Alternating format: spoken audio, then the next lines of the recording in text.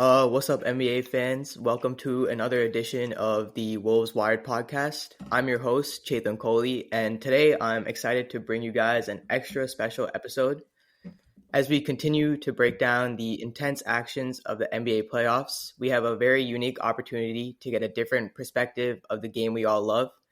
Joining me on this episode is Zach, an owner and creator of a very popular Timberwolves fan account called twolves.country. It's an honor to have you on here today, Zach. Thanks for having me on, man. Yeah. So before we hear from Zach and just hear his perspective about the games, I just wanted to set the stage by taking a look at the series that had Wolves fans on the edge of their seats. And it's obviously the intense battle between the Wolves and the Nuggets. So, Zach, this series has been an absolute roller coaster ride so far, as you know, as you've been watching the past 6 games. The Wolves came out firing in Game 1, mainly due to the hot play of Anthony Edwards, and they were able to steal home court advantage in Denver. But then Jokic and the Nuggets responded like the champs they were and took the next 3 games. So, in your experience from watching Games 3 to 5 and then to Game 6, what adjustments do you think Finch and the coaching staff made to slow Jokic down and tie the series back up? And then on the flip side, what specific adjustments do you think Coach Malone and the Nuggets did to counter the Wolves' strong start in the series? Well, I think it was kind of the prioritization of the Cat on Jokic matchup, and having Cat on the floor helps out a lot, not being in foul trouble. I tweeted this out yesterday. I don't think there's been a player in the league that's guarded Jokic better over the last 2 years than Karl-Anthony Towns. Like, Cat throughout his career, known as, a below average defender, I think he's been really solid throughout the year. I mean, for a guy like him to guard Jokic like he has been, I mean, the numbers back it up. I don't have them by me, but you can go to NBAstats.com and see the matchup tracking stuff. Like, I think Jokic is shooting like below 40% from the field in the last 2 years with Cat on him, which is crazy. And we saw it again yesterday. Cat stays out of foul trouble, and they really prioritize, having Rudy be the rim runner next to, guarding Gordon, and then Cat on Jokic. And then for Denver, probably going to try to double Ant a little bit harder. It might be harder to double Ant when Conley's on the court, because Conley, when Conley was gone, that hurt Ant a lot, because Ant had to be the guy that got people into actions. And Ant's obviously not as good as Mike when it comes to that. But with Mike back, it's going to be harder to double Ant. But I would assume they try to, double Ant more than they doubled Cat, at least, because they were doubling Cat like crazy yesterday. But I think you're probably going to see a lot more Ant doubles. Yeah. Going back to the thing about Cat staying on Jokic, I felt like even if you looked at game five, like Jokic, he had an amazing performance. It was historical. But like even the defense, like Rudy was playing, like he was moving his feet pretty well. He was contesting shots. So I just feel like Cat just does a better job of making Jokic catch the ball like further away from the basket. And that's like something he's not used to as well, because once he gets in the post, it's pretty hard to stop him. So I feel like that's something that the Wolves did a really good job in adjusting. And also, I read this tweet somewhere. It was someone said that in Game 2, this game had the same refs as Game 2. So I feel like these refs let the Wolves play a little bit more. So I'm kind of curious to see who the refs are going to be in Game 7. But if they let them play like this, especially in a Game 7, I feel like, and they keep this defensive intensity, they can definitely do something like that. So do you think like the refs, you think like the refs, like the difference in the way they've been calling the games has kind of helped the Wolves in these type of games? Yeah, for sure. I mean, I think the type of refs we saw last night in Game 2 are the type of officiating that should be during the postseason. And I think a big reason why the defense wasn't, as great Game 3 specifically was because of all the touch fouls that were being called on us. And like, you just can't call that stuff in the postseason, in my opinion. It's unfortunate that it's gotten to the point where I'm actually looking at I shouldn't have to look at who's officiating the games. I really hope it's the crew from last night again. But we'll see. I mean, we got 2 full days off, so it's possible that it's them again. But I mean, that definitely benefits us, but I think that's just playoff basketball. I think our team just has a lot of dogs on it that play defense the perfect way in the modern NBA, and it should be rewarded. Exactly. And it also just like helps Cat too, because Ant said in his post-game conference, he's like, the more Cat stays on the floor, the better it is for the team because he's the one that can stay in front of Jokic the most. So even like Nas in game two, I remember there was a lot of plays where Nas was able to like put a fight in Jokic when he was on the post. Like there was a specific play I remember where he blocked two of Jokic's shots in a row. So even if Cat does come into foul trouble, you do have someone that can come into the game and provide something like similar skill set as him. But I still feel like, especially on the defensive end, no one on the Wolves is like doing what Cat is doing, especially on a 3-time MVP. So it's really cool to see him step up defensively, especially after all the hate he's been getting in the beginning of his career. Yeah, for sure, I agree. Yeah. And then another thing I wanted to talk about is how big of an impact you think Mike Conley is for the team, especially with the pick and roll for Rudy and just taking away some of that pressure off of Ant and just distributing the ball and making the right plays. Yeah, I mean, you kind of just said it all right there. I mean, like the comfortability that he provides with Rudy. I think a big reason why Ant struggled in game 5 was because he had to be the point guard more so. And he was the one who had to take the ball up the court. So it was a lot easier for them to double him. And when Mike Conley is initiating and Ant can play off ball at the start of possessions, you can't really double that because then you're doubling somebody who's off the ball. And then that just doesn't work. Because, I mean, that doesn't make sense at all.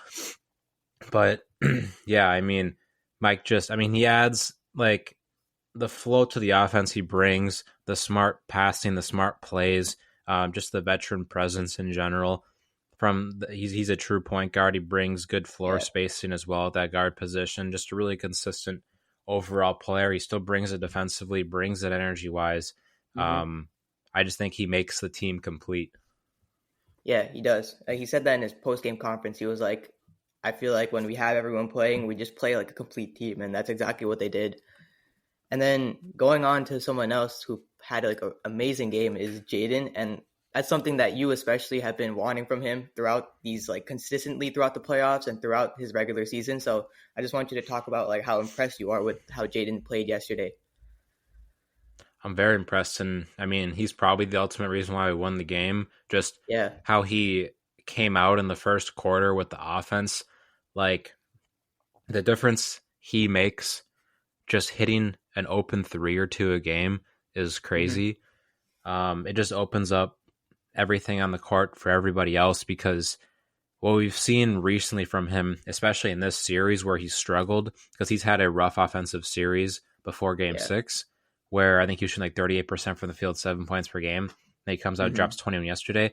But the Nuggets wouldn't really close out on him very hard. They leave him open a lot, and he wasn't making them pay off open shots. So it's easier for them to go and double guys like, Ant and Cat, and, not let Rudy roll to the rim very well in pick and rolls. So, his ability to do that completely changes the team. Like going forward in the future, even if we lose this series, like his development becoming a consistent 15 point per game scorer is what's going to elevate us to being a team that can win a title any year. Because that's just the missing piece for this team. We have everything else. We have the defense. We just need to figure out a little bit more offense. And kind of like, he's kind of like the Aaron Gordon for our team. Like you see how the Nuggets give him like kind of the Aaron Gordon treatment yesterday. Like they were leaving him wide open.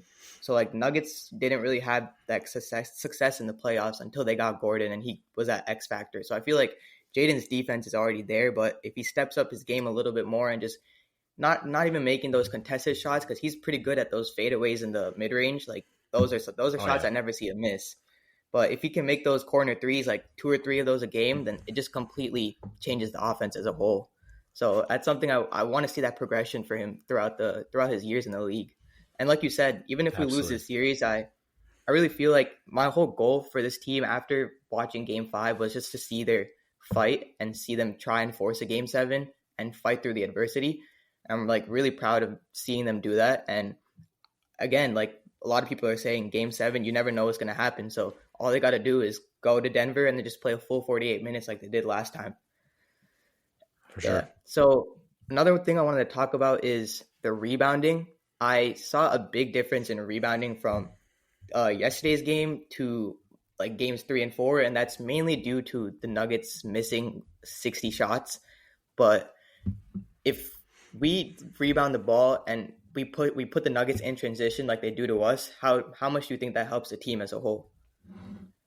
it helps a ton because you can't let Denver get extra possessions on us. That's what kind of killed Yeah. us in those games 3 through 5 with offensive turnovers and some offensive rebounds. But yesterday Hmm. specifically, we had 62 total rebounds. They had 70 Yeah. points. So, Yeah. I mean, we absolutely killed the glass. I do think a lot of it comes down to foul trouble as well because in games 3 through 5, Gobert, Nas, and Cat have all had a lot of foul trouble in those games, especially in the first half. So they haven't Hmm. been playing as much as you'd want. So Yeah. we've been forced to go like we've been forced to have smaller lineups than we ideally want to have out there. I think that was a pretty big reason why we lost 3 games in a row. It's just foul trouble in general. But yeah, rebounding is huge. Denver is understandably, I don't know if they're probably. I think the Celtics are probably the favorite now to win the title by betting odds, Yeah. but Denver understandably is the favorite still to come out of the West. And Hmm. it's because they are a championship level team that, defending champions that make you pay for those stuff. So the less we can turn the ball over, the less we can give up offensive rebounds, that just infinitely increases our chance to win the game on, Yeah. Sunday. Exactly. And I see a lot of people, especially on social media, have been saying that more the reason that the Wolves won is not it's obviously their defense, but it was Denver's like ability to not make open shots. And I remember, I don't know if it was, I think it was Stephen A. I was watched his video today morning. He said that a lot of the shots that the Nuggets had were open shots that the Wolves didn't really go out to contest. And I was just like, that's really not true because even if you don't have a full contest on the shots, you still have Jaden making an extra effort to come out there and put a hand up. So in your perspective, do you think the reason that the Wolves won by so much is more towards the Nuggets missing their open shots or just our defensive intensity?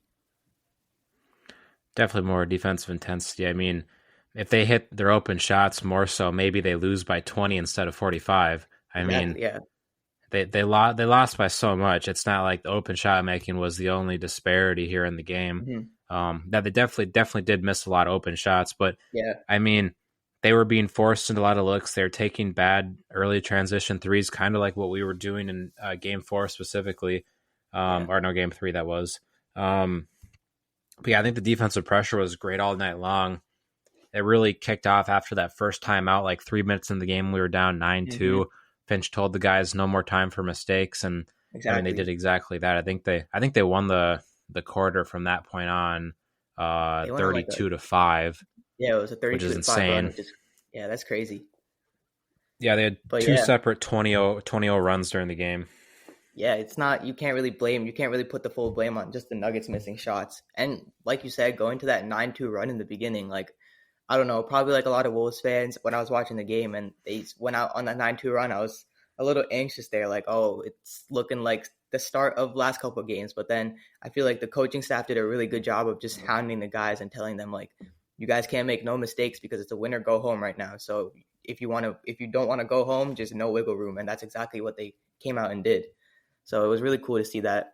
And I just wanted to end off by asking you, going into Game 7, what do you think the biggest thing the Wolves have to do just to come out and pull this victory out? Man, I mean, biggest thing is just not doing what Denver did too with the open shot Mm-hmm. making. I think that's pretty huge. I think the offense Yeah. just need to find some level of consistency. The Mm-hmm. defense, we know we're the best defense team in the NBA. We got to trust ourselves on that end. Yeah. Foul trouble is part of that, but at the end of the day, it's always came down to this team's ability to win big games. Can they score enough points offensively and just put Mm-hmm. out a good enough of a product? Ant doesn't Yeah. need to go score 40 in Game 7. We just Exactly. need everybody to collectively do their part, and Mm-hmm. that's the way the Wolves win that game. Yeah. I feel like, in my opinion, the biggest thing is you're playing in a Game 7. So it's like one of the biggest games a lot of these players on the team have on the Wolves have played in because a lot of the players on the Wolves are kind of young. So I Yep. think it's gonna if it does come to a close game, it's gonna come down to just late game execution and just the Wolves not rushing. And I feel like Ant said this in the huddle if he was mic'd up. So he kind of said like he was telling I think he was talking to Nas or it was Rudy. He was like, just don't rush when you're in the post because they can't guard you in the post. So I feel like in late Yep. games when you give the ball to Cat and Nas, if they take their time and just get as deep as they can to the basket, that allows everybody else on the court to have open looks. So just doing that late game execution is huge for the Wolves. But yeah, I'm pretty excited on Sunday, and I really hope they do win. But if they don't, at the same time, I'm just, again, like I said, I'm really proud of the team. This whole season's been amazing, and you've probably been waiting for this for a while. Yep. Almost. Yeah, it's been a long time. Yeah, it's been 6 years since they made the play. 6 years 20 years since they made it past the first round, right? Yep, 20 years, and it's like the exact date. Yeah, I saw that. Yeah, May 19th, 2024 was the day they beat the Kings in Game 7 to go to the Western Conference Finals. We had the chance to do the same thing 20 years later.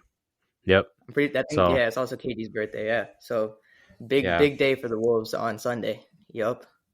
Absolutely. So, well, that's all the time we have today, Wolves fans. It was an insightful and fascinating conversation we had with Zach about Game 7 and the series as a whole. Again, Zach, I can't thank you enough for joining me on the podcast and sharing your just knowledge with the listeners. And for those of you who want to follow Zach and stay up to date with all the latest Timberwolves news and even NBA draft news that's coming up, you can find him on Instagram at twolves.country. So be sure to give him a follow for more great content and insight. And to all our Wolves fans out there, thank you for tuning in to another episode. I'm your host, Chetan Kohli, and peace.